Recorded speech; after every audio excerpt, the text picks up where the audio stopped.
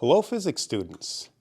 So in the last two videos, you saw some very dramatic effects of what can happen when we charge two conductors oppositely charged. We took the Van de Graaff generator, we ran the belt, and one of the spheres became very negative. The other sphere, connected to a ground, drew charge out of the earth so it became equally positive. And those two metal spheres were attracted to each other. And when that attraction built up sufficiently, something pretty exciting happened. We saw the electrons leap through the air, which they normally don't do because they ionize the air. And it basically created these little lightning bolts. And it was a lot of fun. You could do a lot of fun stuff with the Van de Graaff generator. But what we're going to do now in this topic is we're going to move on and we're going to see some more practical applications of what can happen when you charge two conductors oppositely and create an attraction. So let's suppose I take these two metals, one wrench, one pliers, and I charge them oppositely. This may be negative, this positive by the same number of coulombs. Together, they have a net zero charge. These are attracted. If I were in outer space and I let them go, they would accelerate toward each other and touch, and then the electrons here would jump to meet up with the protons that don't have partnered electrons. And so the electrons would jump in here, and then both metals would become neutral, okay, uncharged. But what if instead of letting them touch, I held them and I didn't let them accelerate toward each other. And then I utilized that attraction and sort of took advantage of it by connecting them with a wire instead. What would happen is now the electrons would go through the wire on their way to this metal, and along the way, maybe I could, as those electrons are moving through the wire, I could take advantage of that motion and do certain things with it.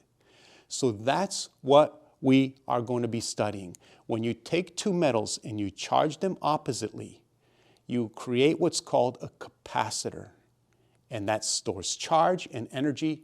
We're going to see how much charge, how much energy, do some calculations. But before we go there, I first want to build up and give you a clear understanding of exactly how a capacitor works. In order to do that, I'm going to first start off with batteries.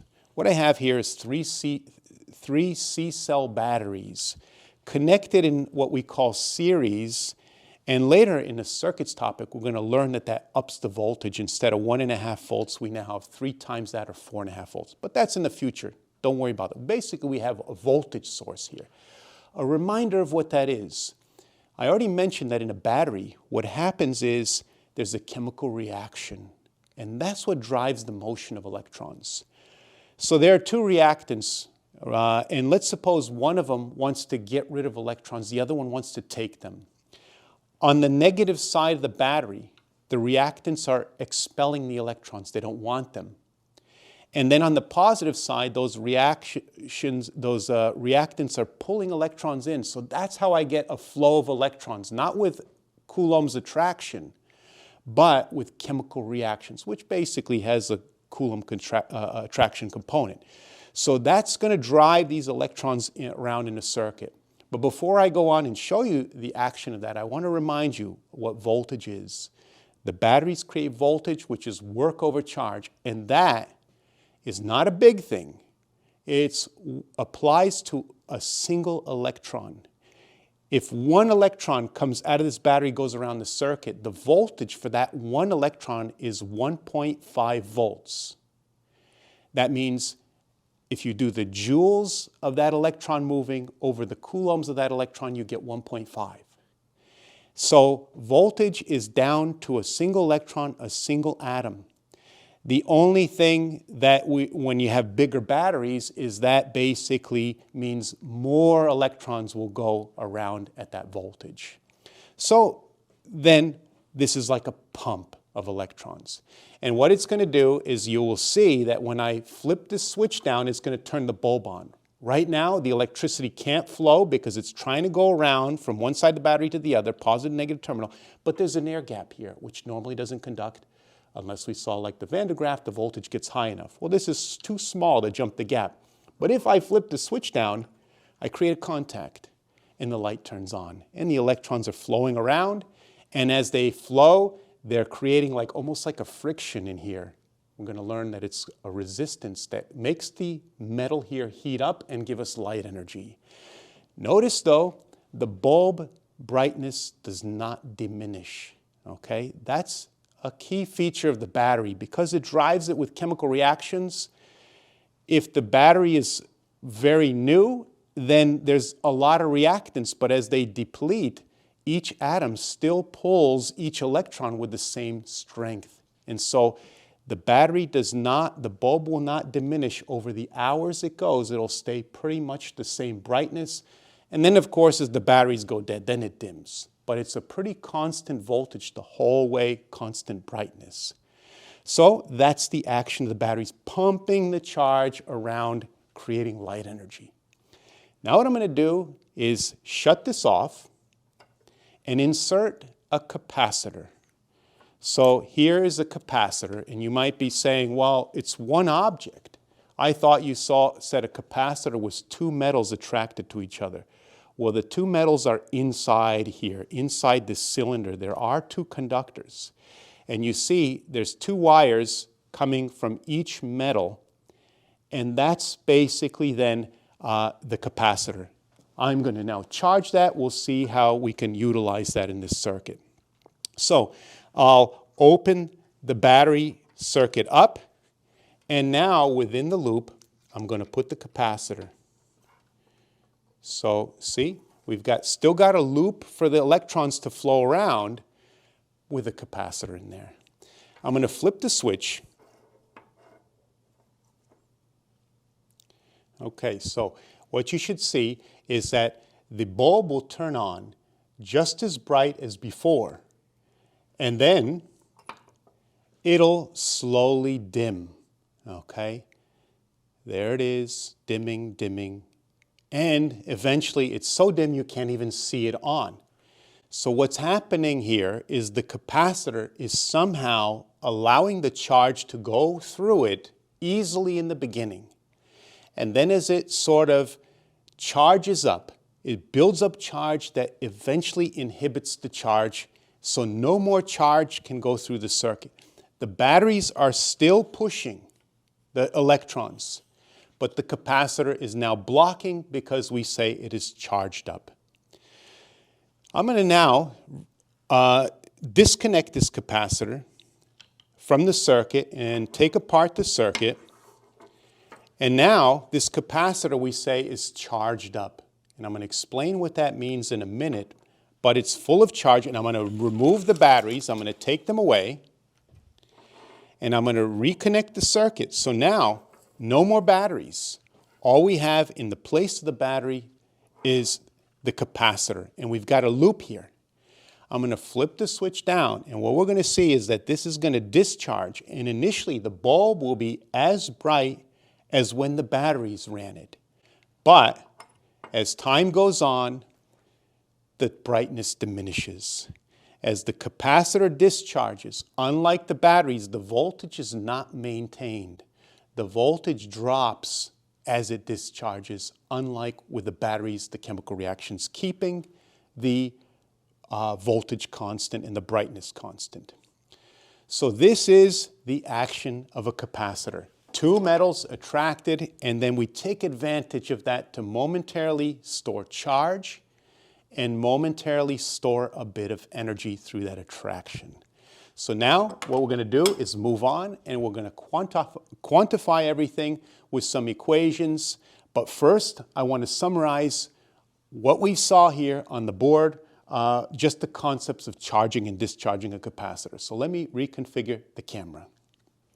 Okay, so here we are. This is going to explain the concept of what happened when the capacitor charged up. Now I put the word charging in quotes for a reason. I'll explain why in a minute. A couple other things. This is how we schematically sketch a battery. So a battery, of course, looks like this, you know, with a C cell, but when we draw it in a diagram, we draw a big line, a small line, big line, small line. This represents the positive end of the battery, this the negative end. This is a switch that is a little more complicated than the one I showed you over here. It can flip either in one position or another. We use the symbol S for switch, and I'm showing it coming down. A capacitor is, like I said, any two metals that you charge up oppositely. So schematically, the way you draw them in a diagram is you draw two equal lines like this. This is conductor 1, conductor 2. A light bulb is drawn with a squiggly spiral. That's like the filament in an old incandescent bulb, and the glass around it. This is the light bulb. So I flip this switch down, and what happens is the capacitor, quote, charges up. This is what's happening. Electrons come out of the negative terminal of the battery. So they go like this, and they come into this side. Well, maybe I'll hold off on that. So they come around here in this circuit. This circuit's isolated. It's not a complete loop. So for now, we could even erase this if we wanted to. It doesn't affect the battery at all. They come around here, and they start building up on this side of the capacitor. But when they come in here, this side of the battery is drawing electrons in. So it's pulling electrons coming in here, being pulled off here and going into the battery. So electrons here are going into this side of the battery. Now, if you take atoms and you strip electrons away, it leaves them positive. This goes on, as we saw, until we get to the point where it's kind of saturated and no more charge can go into this capacitor. So I drew 4 minuses and 4 pluses for a reason. When the capacitor charges, one plate acquires a positive Q, and typically with capacitors, it's customary to use a capital Q with charge. The other acquires a negative Q charge. Note that the net charge of a capacitor is always 0. Okay? Always has the same number of negative and positive coulombs. Net charge is always 0. So we say it's charged, but it's still neutral. It's just the charge is sort of shifted around a little bit. So what it did is it took and stored some of the battery's energy, came out and went into the capacitor. Okay? And then, like I said, when it saturates, the current stops, and then we could discharge the capacitor. So again in quotes, because it was always charged 0, but we still say it's discharge. What happens when this switch flips down is now the electricity, the electrons will come out this side because they're attracted to this positive and they can't jump through like the Van de Graaff. So they got to go through the wires around and then come down here. And so what happens is all the minuses eventually go and neutralize the positive plate, and then it's discharged. So the capacitor discharges, both plates return to charge equals 0. The energy, which was the batteries, right? It came from the battery originally. It's released to the bulb. So this is what's happening when a capacitor charges and discharges. All right, so I didn't create a pause before. Let me go ahead and create a pause now so you can catch up if you need to. Okay, so let's move on. Now, that's the concept of charging and discharging. But now we're going to move on to the quantitative analysis of a capacitor, meaning the magnitude of these energies and charges stored. So first thing I want to point out is that a capacitor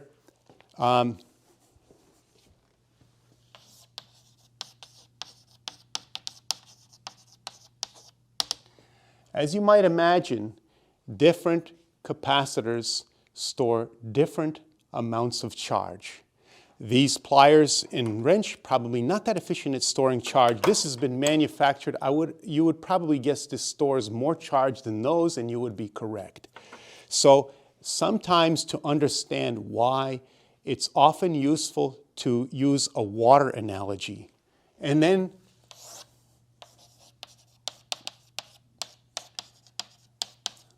we could reason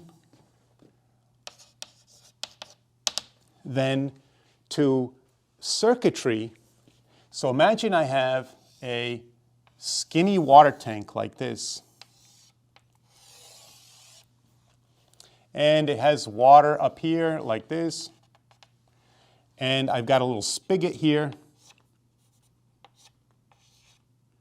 And if I pull the cork out, the water sort of shoots here and it delivers energy. And in the process, you know, maybe we have a little paddle wheel here and it could deliver the energy by the water coming out and discharging. But what if I had another tank like this, same height, and same diameter spigot and the same water level, I pull the cork out, what I would find is that the water would shoot out at the same velocity, something not in our curriculum, but if we studied fluid dynamics, we would see that. So let's call this tank A, and this tank B.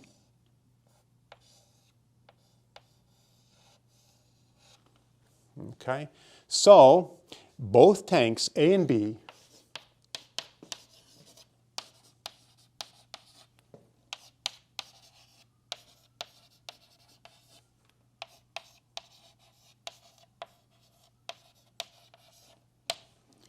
so they both have the same pressure because they're pumped up to the same height. But tank B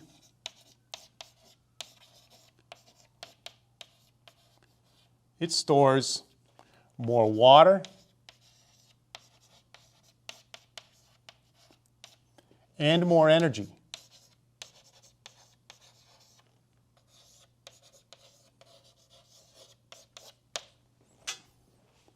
Okay? Because it's got a bigger diameter. So let me pause and allow you to catch up if you need to. In the same way, capacitors, as I said, different ones store different energy. Let me show you some capacitors. Let me come close to the camera. So this capacitance right here is what we call a 1 farad capacitor. Capacitance is measured in farads, we're going to see later, and you could see written right here 1 farad, 1 F. This capacitor, you might be saying, oh, it's bigger. Like the tank, it should store more charge. And it's actually not true. This capacitor is 6,400, that's microfarads, even though it might look like mega. So it's 0.006. This is 1, this is 0.006 farads. This stores more charge for the same pressure or voltage. Going along that theme, this capacitor is 10 farads. Oh, it's not, it's printed, but you know, it's 10 farads, this one's 1. Smaller and stores more. So capacitance in general, all things being equal, a bigger capacitor would store more charge because the metals are bigger. But there's technology involved. This has some special materials and some special geometries, so it's more complicated.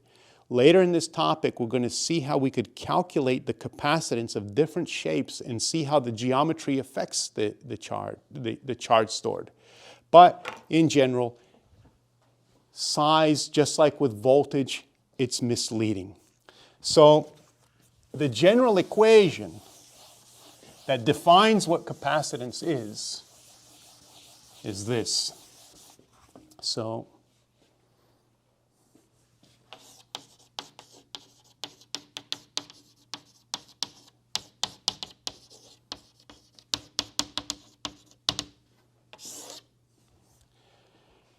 the symbol we use for capacitance, as you saw, is C, and it's defined as Q over V.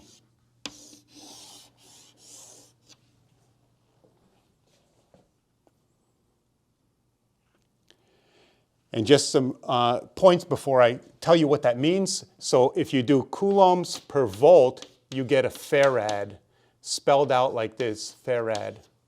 Okay. A reminder that Q is the charge on only one plate, because together, again, the total charge is 0. So what does this mean? Just like over here, for the same pressure, this one stored more water. Pressure, the analogy to that in circuits is voltage, the pressure on the electrons. For the same voltage, the device that stores more charge has a higher capacitance. This device, 0.006, for every volt, it stores 0.006 coulombs of charge. 2 volts, 2 times 0.006 coulombs. 3 volts, 3 times 0.006 coulombs. This one, for every volt, stores 1 coulomb. This one, for every volt, stores 10 coulombs. That's why it's a 10 farad, 10 coulomb per volt capacitor. Stores more, okay? So that's the basic definition of how you have a capacitor. There's one capacitance that we're going to look at today, a geometry called the parallel plate.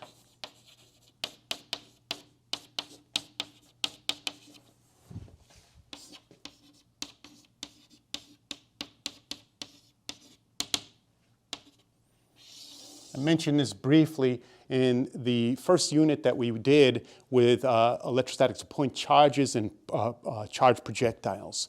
But a parallel plate capacitor is, instead of 2 metals like this, the metals are plates of metal, right? So you would have one metal like this, one like this, and they're a certain distance apart and they're parallel to each other. So sketching that as best as we can, we would go something like this. Here's one plate. Here's another. Well, maybe, yeah, I guess I do need a little space here.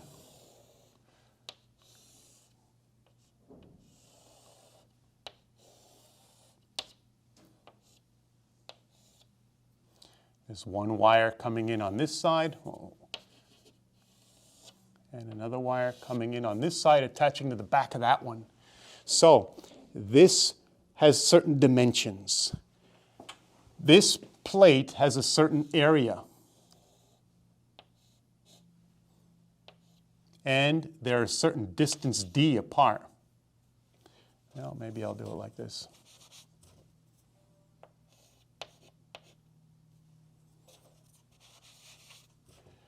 Well, maybe I'll just put the d close and you'll realize it's the distance d apart. For such a metal object, such a metal arrangement, the capacitance, instead of this, is given by this.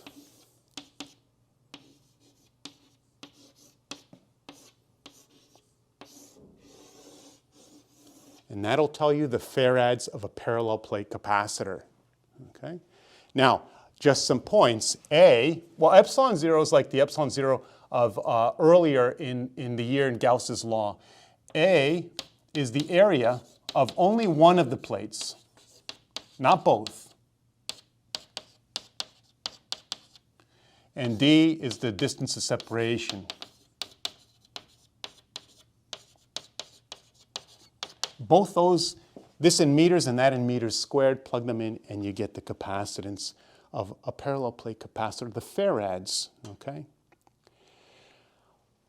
All right, so definition, one kind of capacitor. By the way, later in the topic, we're going to derive this formula. Now, the last thing, this equation tells us, these two together, how much charge is stored. But another thing we would like to know is how much energy is stored in a capacitor. And it turns out that this is something that you actually have to derive. The curriculum says that you have to be able to do this derivation, deriving the energy stored in a capacitor.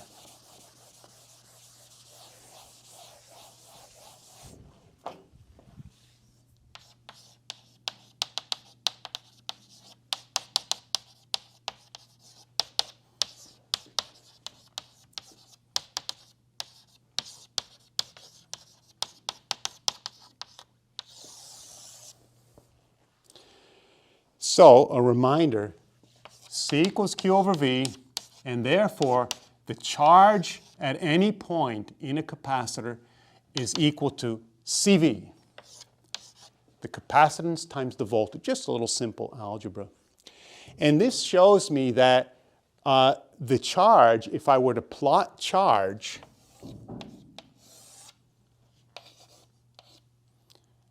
and for voltage, it would be a straight line like this.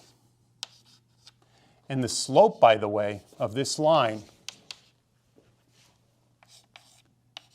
would be the capacitance C. Now normally when we're calculating electrical energy, we can say that the energy, U, don't write this down, is QV. From V equals joules per coulomb, move the coulombs over here and you get the energy. The problem is this equation would assume that all of the charge in the capacitor discharges at the same volts. And that's not true. That was only true for the battery. As this discharged, the bulb brightness stayed the same. The voltage was maintained the entire time. But when it came to the capacitor, as we saw, the bulb brightness went down. It lost voltage. The voltage did not stay constant. So we cannot use this equation directly, but what we can do is use it in a differential form.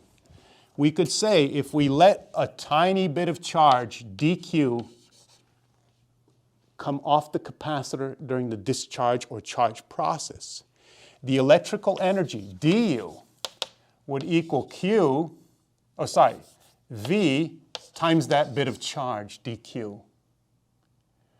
Okay? So as long as Q is small, this expression is valid. Now, we can replace V over here, Q with CV. What did I do here? I made a mistake. Sorry about that. I've got V on the x-axis, so this is dV. So this is going to be Q dV. Okay, and that will be the charge time voltage as long as the voltage doesn't vary much. So what I'm going to do now is replace this Q with CV.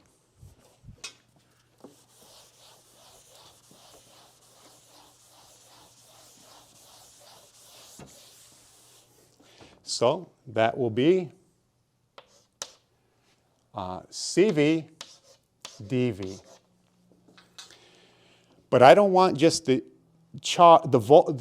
energy for this tiny bit of voltage and charge variance. I want the total energy.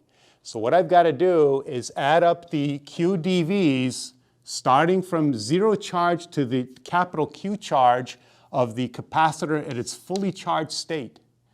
So, or actually the final voltage. So how do I do that? The electrical energy, how do I add those up? I integrate. CV dV. This will be from 0 to the final voltage of the capacitor when it's fully charged. This is a simple integration. This is V to the 1 power. We could use the power rule and say this is C times 1/2 V squared from 0 to V final. Plugging in our limits, 1/2 C V final squared minus 0 squared. And we get our final energy of a capacitor. So we use a little symbol C like this, is 1/2 CV squared. That's one form, but there are two other forms. If you want the other forms, what you could do is you could get rid of C because C equals Q over V, right? So we could put in here, if we wanted to, Q over V. And if we wanted to get rid of the voltage to make another formula, we see that V equals Q over C, if we look at this formula. So Q over C in for voltage. So our forms are this, 1/2 CV squared, which we just derived. If you put in Q over V here, you're going to eliminate one of the voltages and get 1/2 QV. And if you plug in Q over C over here, you're going to get Q squared over C squared, which simplifies to 1/2 Q squared over C.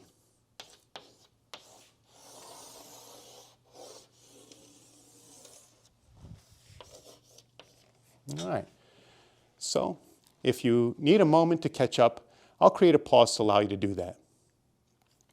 Okay, so if you have any two of the facts about a capacitor when you're charging, if you know the capacitance, 1 farad, and the voltage that you're charging it to, you could obviously use this formula. If you know the voltage and the charge in a capacitor, you can use this for the energy. And you could, if you know charge and capacitance, you could use that formula. Now notice one final thing I want to point out, this 1/2 here. Instead of electrical energy, normally we learned electrical energy is Q voltage. Again, that's assuming the voltage stays constant. Because the voltage depletes as you discharge a capacitor, then you need that 1/2 there instead of just plain QV. So that's it, capacitance. It's 2 chunks of metal, positive, negative, attract, connect with a wire, and then that attraction releases energy when the charges go and neutralize. And then of course, we've got manufactured capacitors, and C equals Q over V defines what we call the capacitance. And then, we also were able to derive the energy stored, not just the charge in a capacitor. All right, I hope you enjoyed the video. I'll see you in the next physics video.